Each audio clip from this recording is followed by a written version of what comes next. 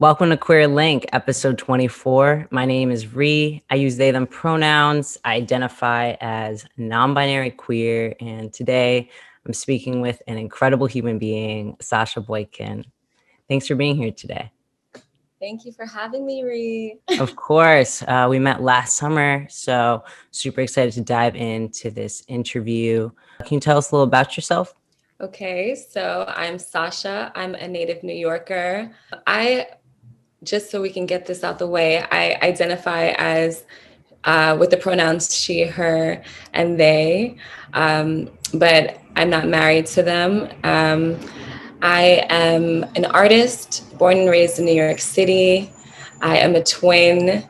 I am a lover of nature, a lover of humanity, a lover of arts, and just connecting with people and really getting connected to nature and our true nature in a nutshell. So 2020 was an eye-opening year for a lot of people. And we spoke that was something that kind of resonated with you as well. I know it's been a time of reflection and for a lot of people, and myself included. Can you tell me a little about navigating this past year and kind of what you discovered? So this past year was so dynamic, and even though it felt, or it might have felt like this big crash, it was also like this big awakening, this big release for me. I found a lot of healing in 2020. So I'm very grateful for it. Even though there was a lot of pain, it really was illuminating, especially with so much going into play where I I feel my mission is the strongest, especially when it comes to like food, healing, accessibility for people of color, for queer people, people who may have been marginalized, or people who are systemically oppressed.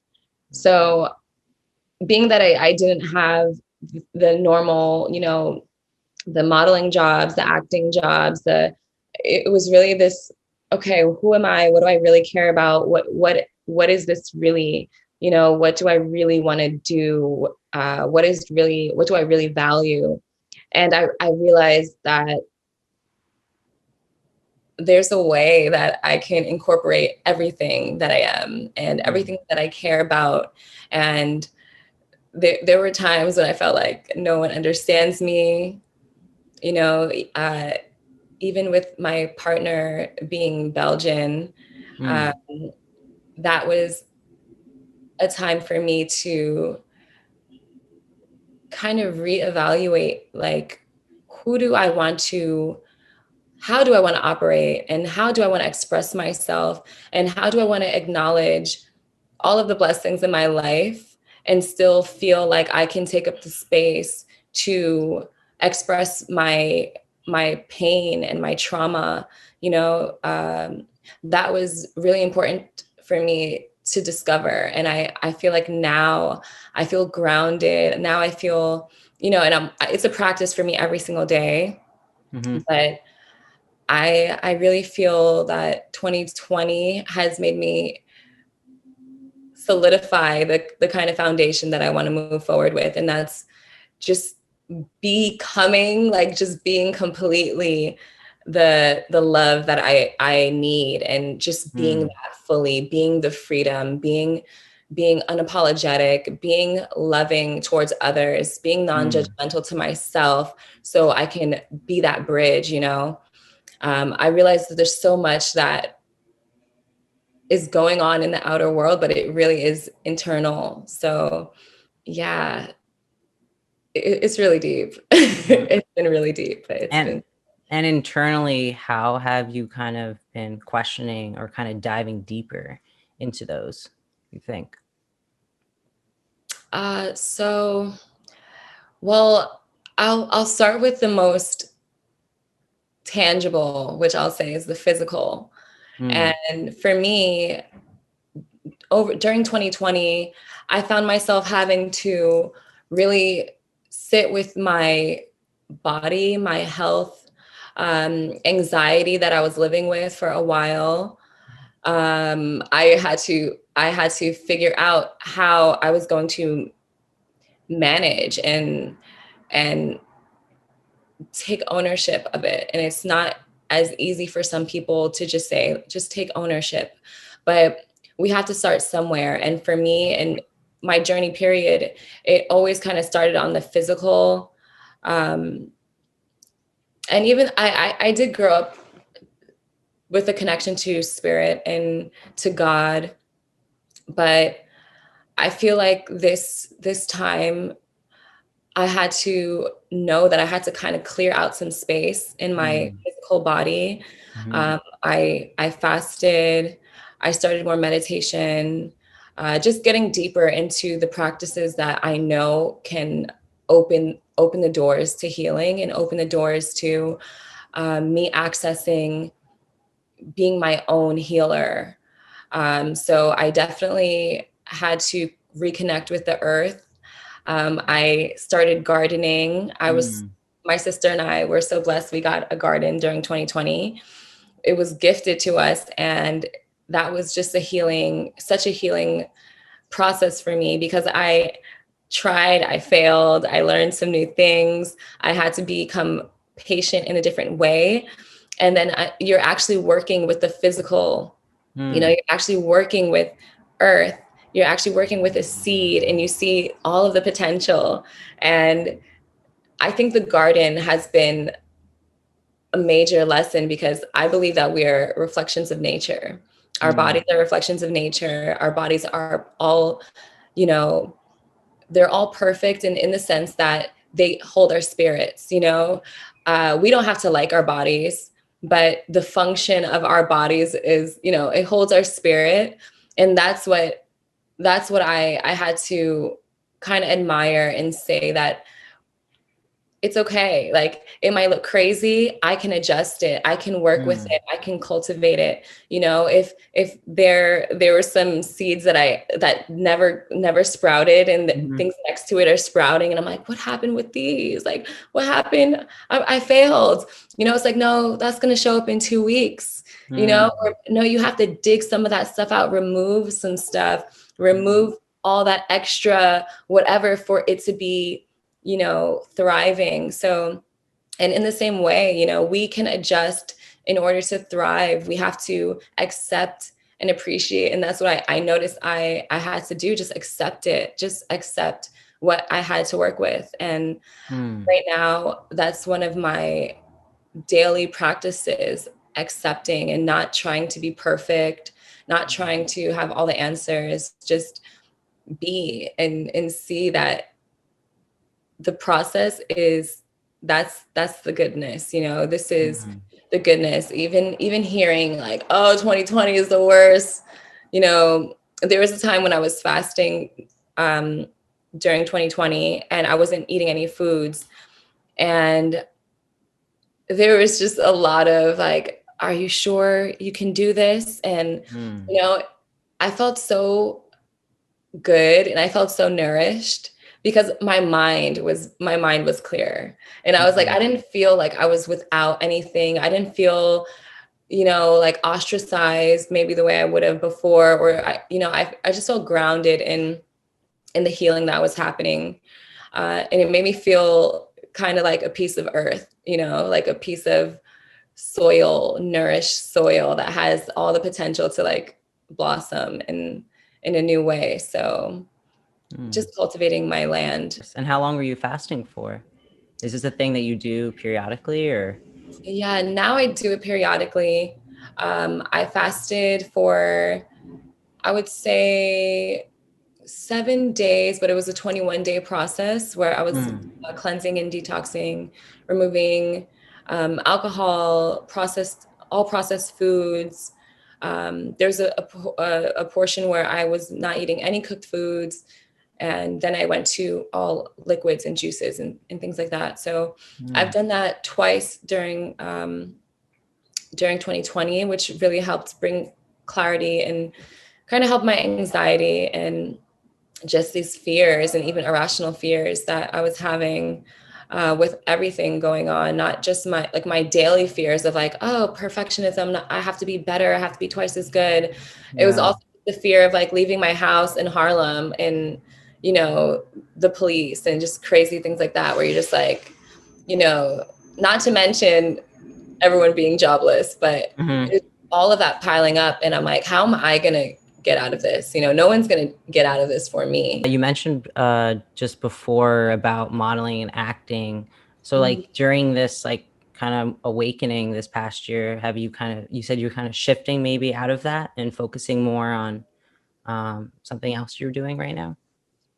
Yeah, I think just by default, I've had to, even before quarantine, I was kind of reevaluating the jobs that I want to take. And there have been times when I have turned down castings or modeling jobs, like direct modeling jobs, because I didn't feel aligned with the brand or, you know, just like the ethics of the company, or I'll just say, you know, I didn't feel aligned with the brand, their message. Um, and regardless of the money, because sometimes I'm like, do I want to really say no? I have bills to pay. But from now on, I want to be intentional with who I collaborate with, the brands that I promote. Yeah.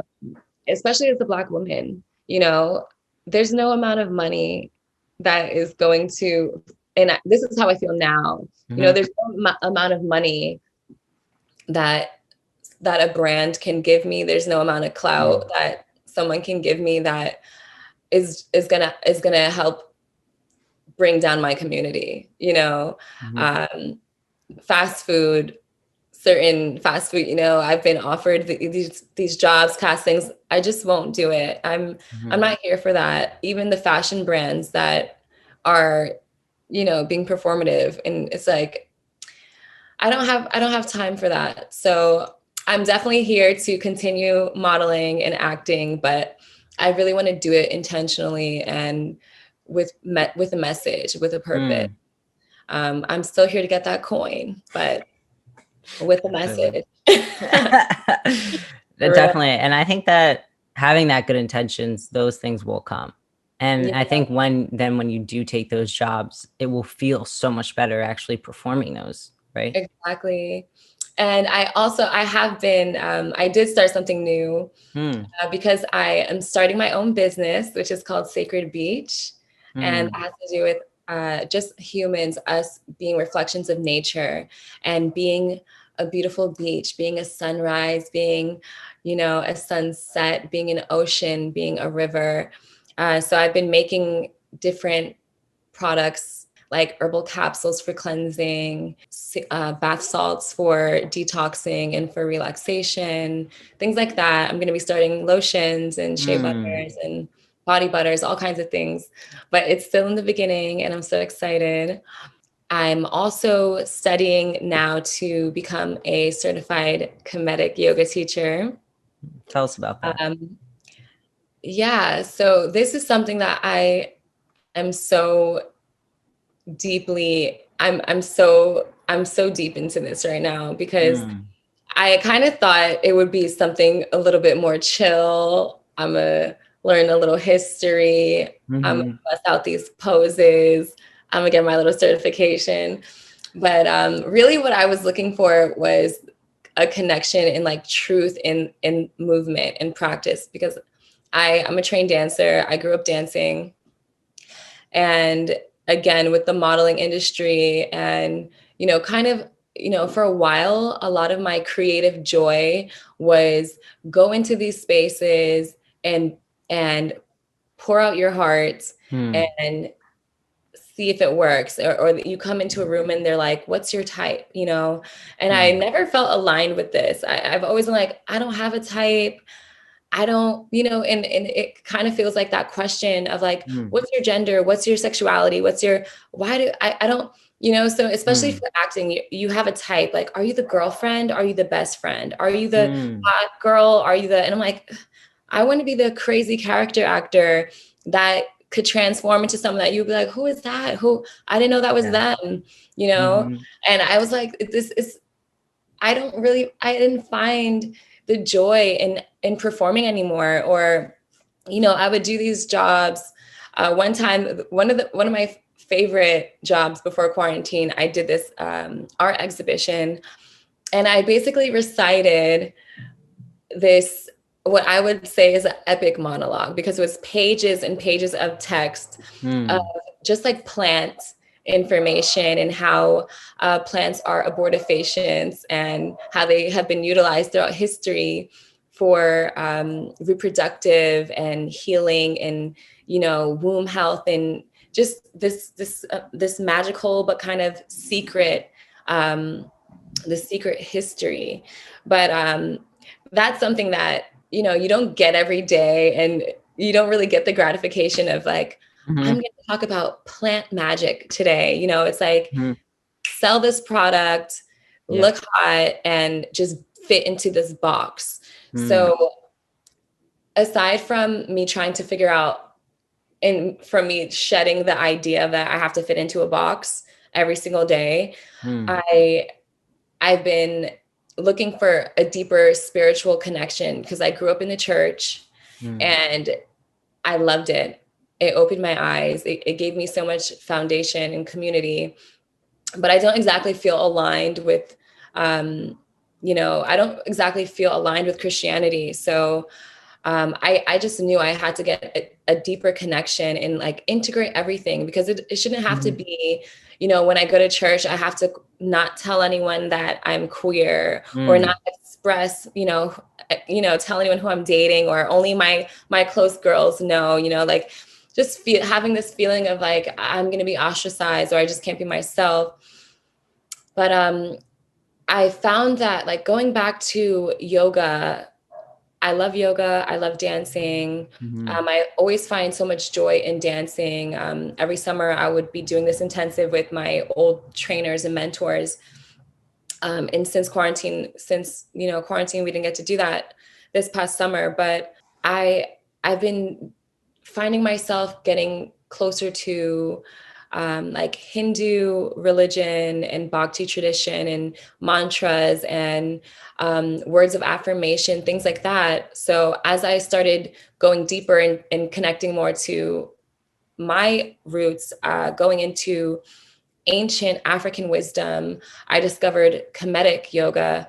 And I discovered that yoga truly originates in Africa. So I wanted to just connect, because I'm like, wow, I admire all of this beauty from, you know, the ancient Indian traditions, but a lot of that was carried over from Africa. So I'm like, now going deeper, now feeling so much more pride and so much more entitlement to the wisdom, the healing, the joy, the never ending, you know, completely abundant well that is ours, that is everyone's, that is something that I feel like I can now be a part of, bringing to people who didn't feel like it was for them. You know, in Kemetic philosophy and ancient African philosophy, there's no ostracizing.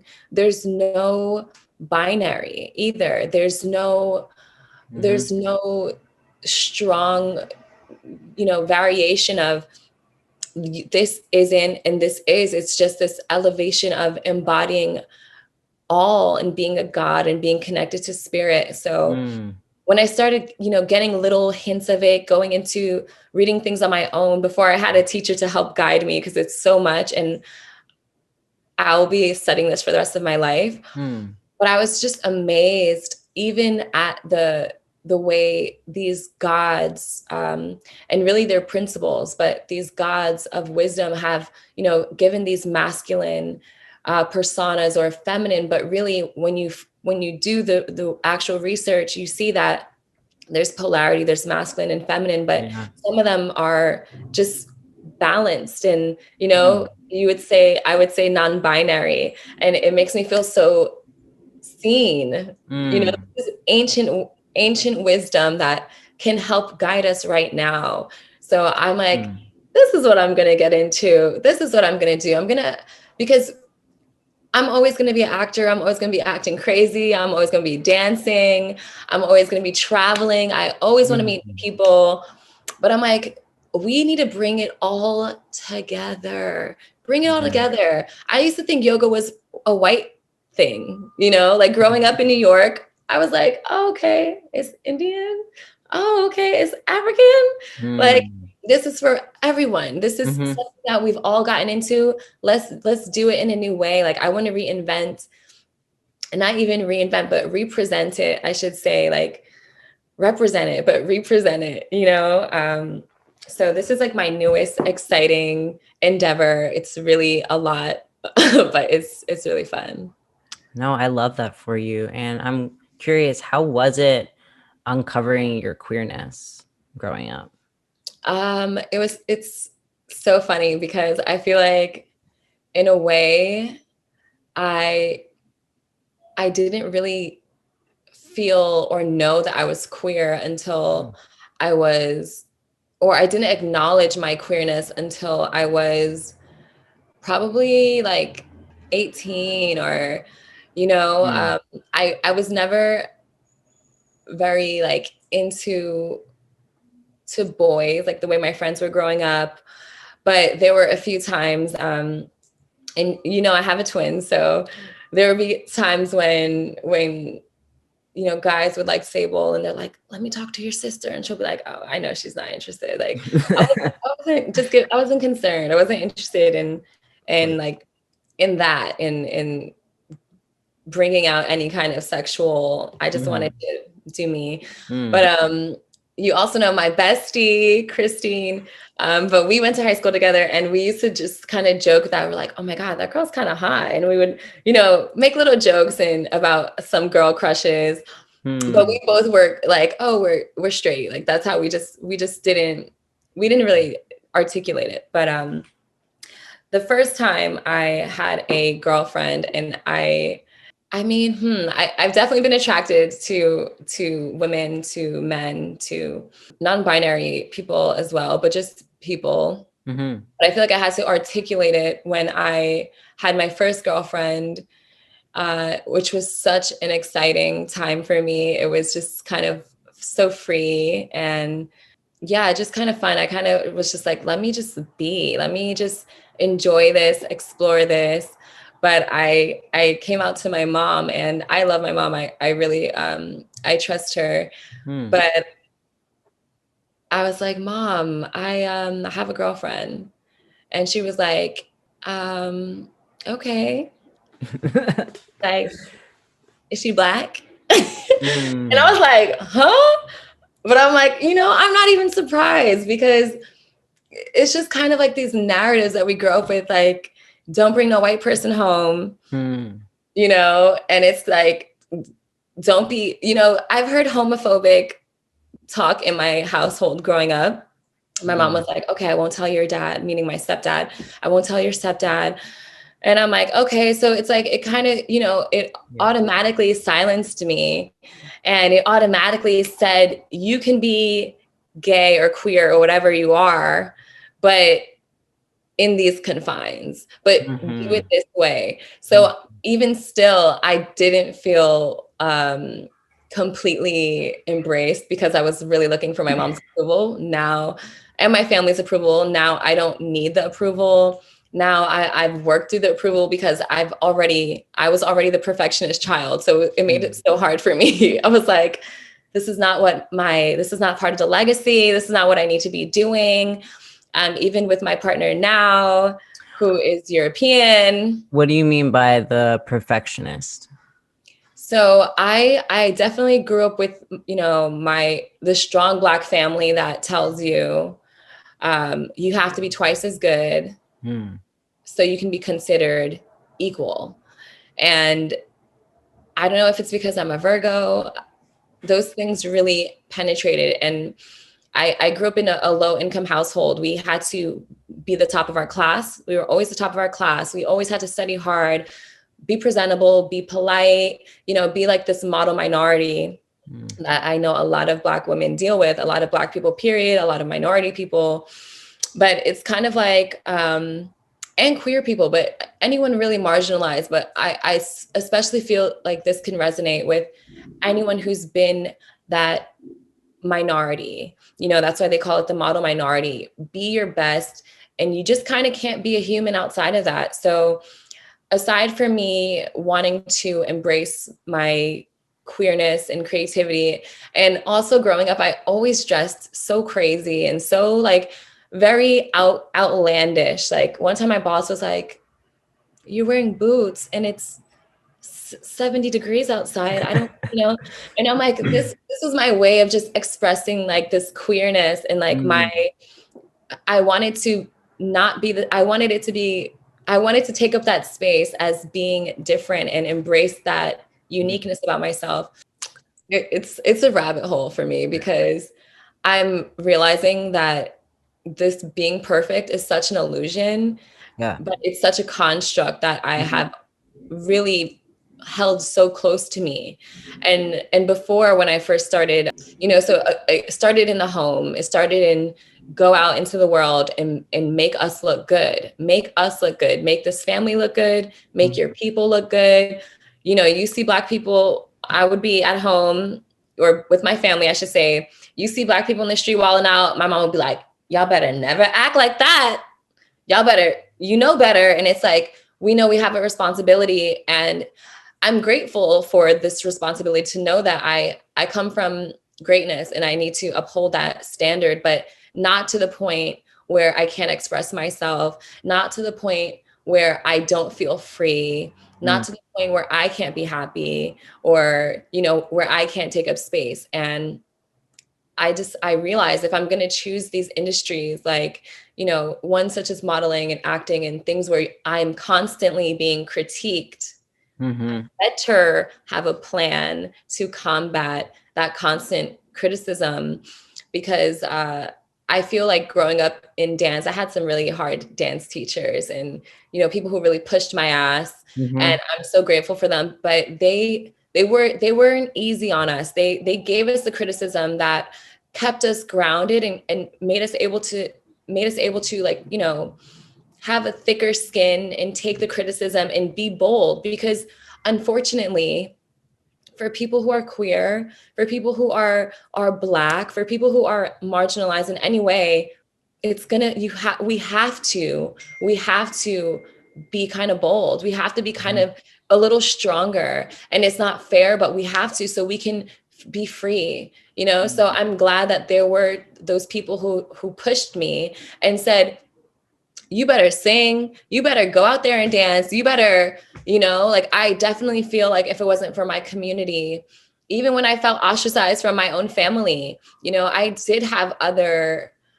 role models in my life, other people who were like, I'm proud of you. mm, You know what? Do it. Go for it. Keep going. Don't stop. mm, God got you. God understands you. They don't have to understand you. They don't have to like you. They don't have to like it, you know? mhm, But it really is like the perfectionism, that's not it. Like, that's not the magic. It's the fuck ups. It's the mess, you know, it's the yeah, finding it. Like, that's the beautiful.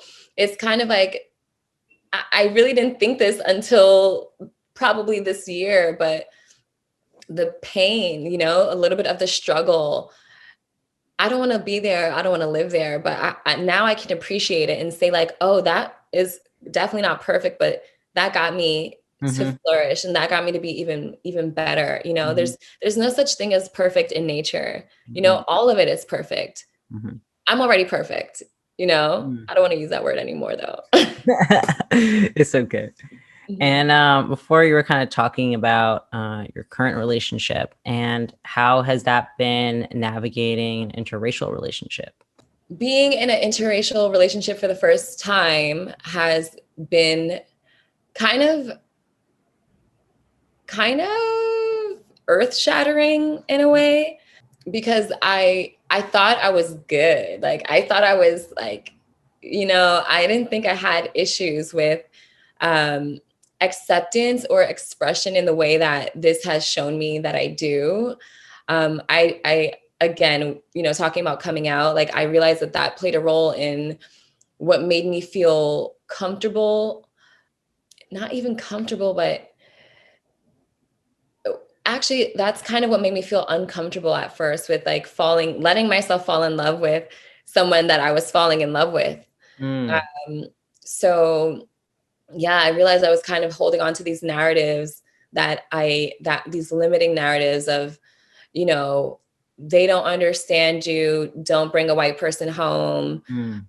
like just those kind of things. But what I realized, I was talking to a friend, another Black woman, queer Black woman, and we were saying how it can be really upsetting that we're not allowed to express ourselves when it comes to love. Like Black women could be strong for everyone. We could hold everything down. We could be the shapeshifters. I've always felt like I've operated in different worlds. People used to think I was rich in high school, and my family was struggling. Like we Mm. were struggling on holidays. We were waiting on lines for food sometimes. Like, but I've always my family has raised us to put on this beautiful and strong, I'm not going to call it a facade because it's a foundation too, but it's almost to our detriment that I'm not allowed to kind of explore and be a little messy, or not be, it's okay to step out of that narrative, that box. So I realized that I was living in fear, some of, like, when I expressed this to my sister, that I was kind of uncomfortable, I didn't always feel comfortable, like just walking down the street or just Mhm. being free to be with a European person, because I felt like, oh, she don't love her people, or she's up here like she don't know who she is, type of shit. Like I Mhm. was really embodying this voice that wasn't mine, that I yeah, and it was like, why, how is that fair? How is Mhm. it fair? So I was talking to this friend, and they shared with me how they felt jealous of this person in college, that was this bisexual girl, this bisexual woman. Mhm. And they were just jealous that this person got to be bisexual, like that they got to just be accepted as bi. And here my friend was having to be this perfect student, this you can't, you can't bring no white people home kind of energy. And it's just like, I just have to live this perfect life to better everyone, that I can't even Mm. date who I want. And it's one thing to work hard and to do all that, but for people to kind of narrate how we are loved, that's some shit. Like Mm. how I can't, how I gotta be twice as good, but I still have to operate on it. I still can't get the 100% love that I deserve. Like we are in a world of billions of people. Mhm. We need to be loved in the way that serves us, in the way that makes us feel good. And that's what I know. That's what I know now. I'm gonna keep that energy. Honey, how do you want to be loved? Get it. Mm. No one's gonna love me. No construct is gonna love me like love can. Mm. So I had to let go of that. And I had to, and I just want to circle back to my mom, because Yeah. now, I've been in this relationship with Steph for like 5 years, Mhm. and it's been so great. It's been so loving. But my mom and Steph are best friends. My mom loves her. She has nothing to say. I'm sure my mom wouldn't even own that. She just said, is she Black? But it's like, I understand, like that's how we grew up. We have to protect and keep it in the community. That was Mhm. like kind of the mentality for our safety. Mhm. But may we all love the way we need to be loved. Mhm. That's what I want to remember, to share, to be an example of. May I just be loved how I need to be loved. Like Black women, Black people, queer people, all people, we deserve to be loved. Love does not have a shape. Love does not have a form. Mhm. That needs to be what we are entitled. That's our entitlement. That's our birthright. So yeah, I'm still working on it too, like Yeah. decolonizing my mind, because it's still this kind of colonized way of thinking. Mm-hmm. Yeah. I kind of liked something's popping out for me. Last time we spoke, I like how you're kind of saying that Steph is Belgium. You're not saying like that they're white. And that's something I think that I just even kind of even shifted my own perspective, because remember you asked me that question and I was Yeah. just like, I'm white, and you're You like, identify as white. I guess, yeah, it's something, I guess, as me I had to check in, kind of switch my perspective on that. You Yeah. know, I've actually had that conversation with some other people too, having that discussion right there. Right. Because words are so potent. Yes. And this is my practice. So it's not something I have fully grasped, but every single day I remember to be intentional with my words. Mm. And I'm like, what's uncomfortable, sis? Mm-hmm. What's uncomfortable for you about being in this relationship? Or what is it? I'm like, it's that narrative. It's that outside of like, I don't love my people enough if I'm with someone who is white, right? Mm. And I'm like, okay, or someone who's European or looks a certain way, whatever, even queer. People will Mm. have a problem with that too. Like, oh, what? Like, oh, we can't reproduce and we're cutting. It's about Black power. It's not about queer. It's about this. Like, no, boo, it's about humans Mm-hmm. thriving together. We're not alone, so I realized like just letting go of this narrative, because being Black, that's not a construct. Being Black is a product of American history, right? Mm-hmm. I don't know what country my ancestors are from specifically, but in terms of whiteness and what it means to be white, I'm like, yeah, well, what is that? And I realized when Steph started working with more white people, I was like, what? She been hanging out with them white people. But she started saying like, oh, because I'm white. And I'm like, why are you never used to say I'm white. And not that I it's okay if that's how she is, observing her privilege and her whiteness, Mm-hmm. but I'm like, it's one thing to carry on as if you are white. Mm. And that's what I had to analyze. I'm like, what does whiteness mean? Because I'm like, Mm-hmm. white is, of course it's a color, right? Or maybe Mm-hmm. some would say it's not a color, but I'm like, white is just a culture in America. Because when Steph grew up being Belgian, she grew up being, Belgian French or something like that. But it's like when you're here and when everyone's analyzing their words and their history and everyone's, doing the work, especially white people. So Mm-hmm. even Steph, reckoning with herself, like, how do I have to show up to support my queen, my boo, like, and I'm like, we support each other. Mm-hmm. And it's just the conversations that Steph and I have that are like, so what does this whiteness mean? Even if you do say you're white, or maybe other people, that's the kind of language you've adopted being in America, but what does that whiteness mean? And for me, and for what I think Black people generally are like, don't bring no white people home. And we kind of carry that narrative into our households and our families, is like, don't let someone make you inferior to them, because being white in this world is just, again, classification. Mm-hmm. It's this binary world. Literally, my grandparents lived through this. My grandparents, rode the trains with the luggage, with no seats. And it's because this sign said colored and this sign said white. And people want to ask me, where are you from? Wow, your hair. Like, this is all mine. No, it's not. But people are like, where are you from? Mm-hmm. What's your ancestry for real? And I remember one time this white man was asking me, but do you know what country you're from? I'm like, I'm African American. So do you know your history?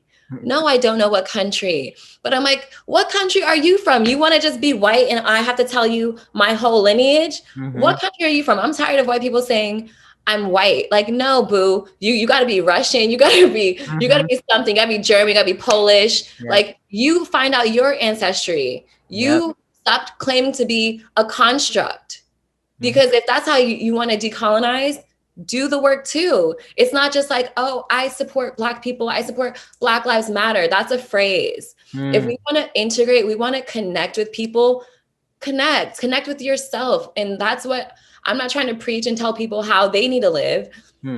But when we connect with ourselves, when we accept ourselves, this has to also do with people questioning trans people, queer people, non-binary people. But why do you identify like this? What makes you feel like that? What's your reason behind it? I don't have to have a reason. What's your reason behind the shit that you do? Yeah. What's your reason for operating the way you operate? That's what I want to know. I want to be the next white person that asks me, tell me your lineage, boo. Yeah. Where did your great grandmother live? What country? How many slaves did your people own? Tell me everything. Like, we need to go within. We need to check in within always. Because when we love ourselves, when we can own ourselves, when we can own, like, yeah, I do come from some dark shit, some racist shit. Own it. And there are people who will accept you and say, it's not on you. It's not your fault. We can accept ourselves. We can say, like, yo, I don't feel connected to my body. I don't feel connected to my ancestors. Okay. You're not the only human. We should be able to say that and embrace it and say, where can we find support in each other? Where can I become the healing space for each other? You know, you having Queer Link and making the space for these conversations. We're not just simple, like, oh, read this book. Yeah. And you have the answers. Like, no, we gotta converse. We gotta be comfortable. We gotta sleep on it. We gotta just be like, well, that thing that you said, Mom, that upset me. That thing I said, let me be accountable. Let me apologize. You know, let me apologize to myself. Let me give my body what it needs. Let me say thank you, you know, and so I can continue to thrive. But how is VeganLit going? Thank you for asking. VeganLit is going well. It's really in a transitional phase right now because it is Sable and I coming together to bring forth healing wisdom, especially around food. And it goes deeper than just food, but we're kind of morphing it into something more sustainable. But this is really just like a passion project and just a love project, because we believe it's so important for us to be talking about our health. It is so vital. And with so much distractions and, you know, there's a lot for us to be worried about. I think everyone eats, everyone drinks, and when there's so much turmoil and like Black rights, queer rights, you know, we have to stand up for everyone. You know, we have to look out for everyone, for our Asian brothers and sisters, our Asian family, our everyone. So at the end of the day, when we see things like COVID wiping people out, and especially the communities that are impacted, like the Black community or queer people who don't have insurance or whatever it is, it's like the foundation of us thriving and being happy. It starts within. It starts with how we speak to ourselves. It starts with what we eat. And everyone doesn't have access, you know, but for those of us who do have access, we do need to be mindful so we can live and feel that kind of, so we can feel good in the world that we're creating, you know, so we can not like, so we don't have headaches, so we don't have, you know, autoimmune while we're fighting and we're building a better world. You know, these are things that we're all suffering with, and we kind of just have normalized it. And unfortunately for me, it's like, it's so heartbreaking because I've lost vital people in my life, role models, to illnesses that we shouldn't be passing from, we shouldn't be suffering with. So on a foundational level, I like to just keep it simple. Like, what are we feeding ourselves? Because when we feed ourselves goodness, we'll feed it will just, we don't even have to feed anyone. It'll just overflow. So I want us to take care of ourselves. My mission is to help people just care for themselves so they can be that dream, be their best dream, be the miracle, be the, you know, just be that vision that they have. And thank you so much for being here today. Thank you, Reed. Thanks for sharing your space with me. Of course. If you enjoyed this video, give us a like and subscribe to our YouTube channel. Thank you.